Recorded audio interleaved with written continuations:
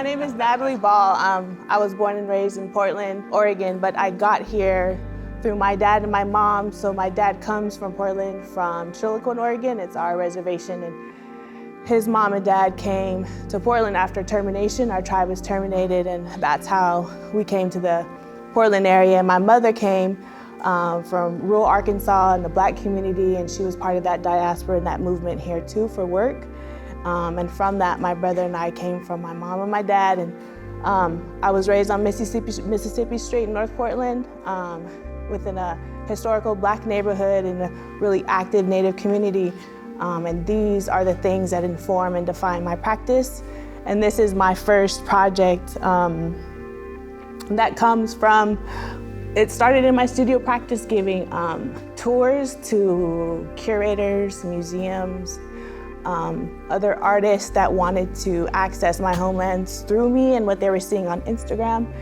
But they were wanting to see like all the beauty that was coming from home, and it was a really dishonest way for me to show my homelands. And so what came from that is the Klamath Land Back tours. It's a more honest way to show what's happening on my homelands that's not forged or pretentious. It's about the mundane being extremely violent. It's about dispossession. It's about genocide. But coupled with that comes my joy as a mama and my joy through my children. So I have Klamath Land Back tours, and I'll say that on my homelands, we're almost completely erased from certain sacred sites that are ours. Our most sacred site is Jiwa's, is Crater Lake. And it's desecrated all the time. Like my kids and I go up there to power source and to gather and to just access our homelands. And there's like shit, there's like human shit everywhere, and there's people who are very rude and they don't know that we exist anymore. So this is my response, and this is our resistance. And so I started a billboard campaign because I was like, what can I do now that says, fuck you, this is our territory. So this is in Klamath territory, but it's on Highway 97. It's like the main corridor that brings like over 1 million tourists and settlers through our territory. And they're accessing these 4 specific sacred ass sites without representation of whose land it really is. And so I started a billboard. I rented one. I designed it really fast, and people got mad. They wanted answers. It was mostly big agriculture, farmers, the settlers, but this is what I want, right? This is like the start of it. But going back like 20 years ago, I saw Annelia already doing this work. I met her at the University of Oregon. She was a mama. She was birthing babies at home. She was running the Native American Student Union. And she's the one who told me we have dams. I didn't even know that yet. Like I wasn't informed. She's the first person who I heard say, undam the Klamath, bring the salmon home. I was like, we don't have salmon? And I was like that uninformed then. So she's a big reason why I decided to do this project and to find that courage to do it, because these spaces, from my experience, are extremely violent. And then I brought her into this show. I asked her and she said, yeah. And so we decided to do this work together. But what you're seeing is like the OG work, right? And this is just the baby. This is just the beginning of it.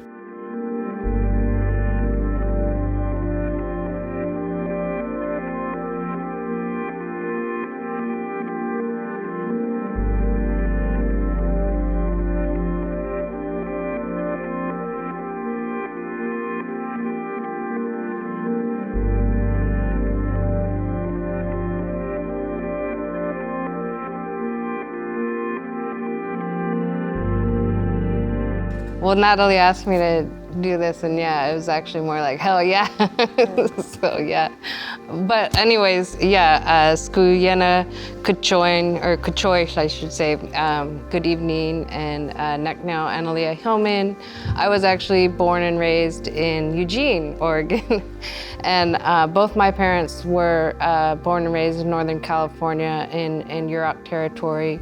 I am a Yurok tribal member, or Pulik law is the word we use, and that's downriver people, Pulik law. I was really honored that Natalie asked me to join her in this because this has been a battle, and this is just another place to talk about it and a different type of audience and a different type of atmosphere. It's been a long battle, and to be able to bring it together visually, for me as an artist, means a lot. It's been an expression, it's been the creative process of the fight and the resistance, you know, so I really appreciate being able to bring that into a space.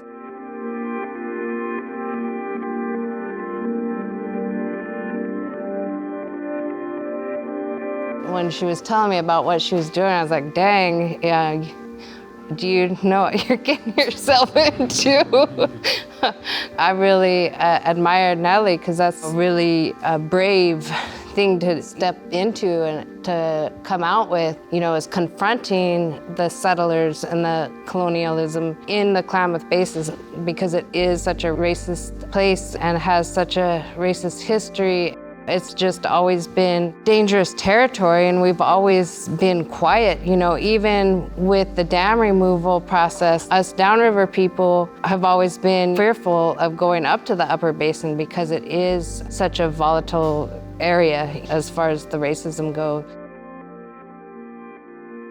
Our chwam, our sacred relatives, our suckerfish, are going extinct because of agriculture and because of their cattle. And it's a 10-year timeline, maybe it's 9 now, and those are sacred, and our water is being stolen, and the water that we do have is extremely sick. And our ancestors said, like, once our chwam are gone, then we're gone. So it's just time.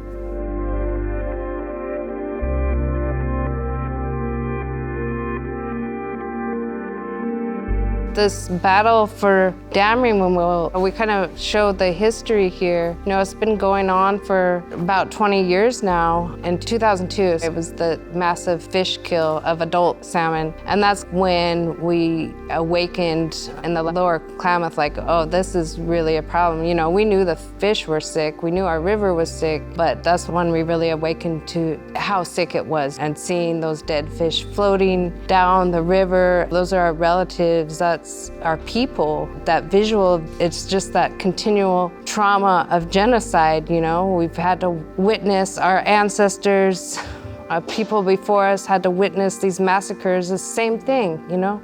Same thing watching these fish, you know, that's what they are to our relatives. And so having to see that again in another generation really struck us and hurt us. And we realized we're in this time that we can speak up now.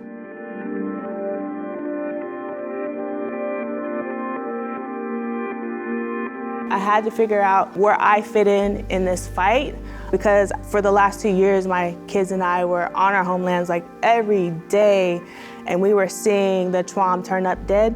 We were seeing the cattle loose in our rivers. Our river temperatures are changing because of cattle piss, and we can't swim in certain places. This year, it was the first year I couldn't gather our wokus, which is our food and our medicine, because they had drained the canals. They were just dead. It's my job right now to do this work, and I was concerned about my safety, and I just feel safer trying to mesh my studio practice with this work because there's eyes. You're here, you're looking. The Joan Mitchell Foundation is looking. The Pollock Krasner Foundation is looking. Nia Terrell, these grants and these fellowships that I'm associated with. The Whitney Museum of American Art is looking, because I just used part of the funds from the mural we did, from acquisitions and from my studio practice to acquire my homelands back. And they know why we need our territory back, so I feel safer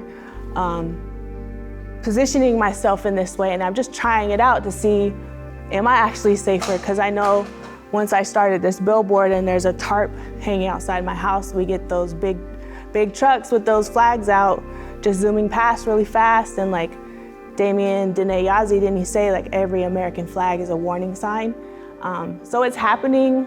I just need to keep my kids and I as safe as we can, but I have to just move forward with this work and with your eyes this way, on us.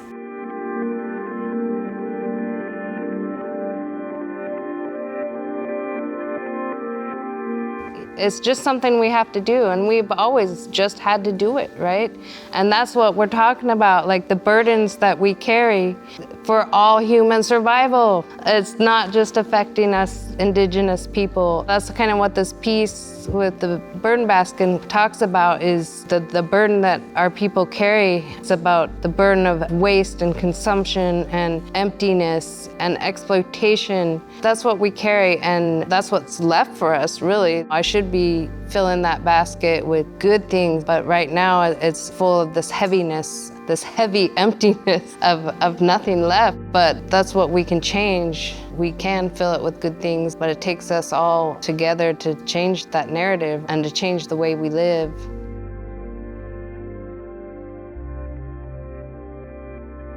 You look at the backpack, that's what we're talking about. Like, this is about us. We still exist. That's what we carry with us, literally. When we're out and about and on the homelands, that's us. We exist now.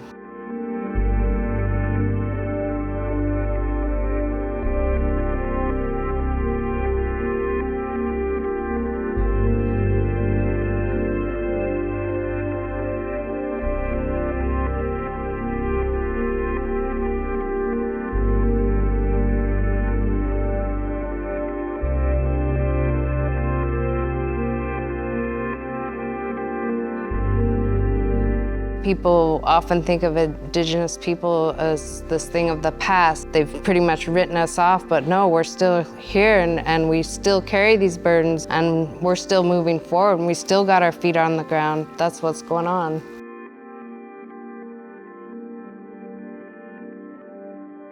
So I'm already giving tours that are just happening out of my studio, but I've opened them up to institutions and to groups. We'll go to 4 major sites that are sacred. It's the Head of the Wood River, it's the water source that we share. They're all public spaces, so they've all been taken and put into state and federal parks, but they're all extremely important to us and sacred. So we'll go there, I'll show you what's happening there, you'll see what's happening there, and then we'll end up at GWAS. I'm not about being really didactic, I'm just gonna show you about what our reality is, how myself and my kids access these spaces, why they need to be protected, and what you can do then to help protect us and these spaces too. And we're gonna pull up to this ranch where you can just actively see the theft of water, of groundwater. You can see the cattle and where we source our water from, where we're supposed to drink from, but there's all this cattle shit. So you'll see that. It's not about offering you this pleasurable, easily accessed homelands. I'm not comfortable, so you're not gonna be comfortable, but you're gonna sign a waiver too, because I got my lawyer to do a waiver too, so that I'm not responsible, you're just there for the ride. But it's about being light, it's about being hopeful, but it's about being really honest about what's happening, and you'll actively see how that mundane, how you might think these cattle farms and these ranchers are the mundane and it's typical, but how it's extremely violent. So that's what you'll get.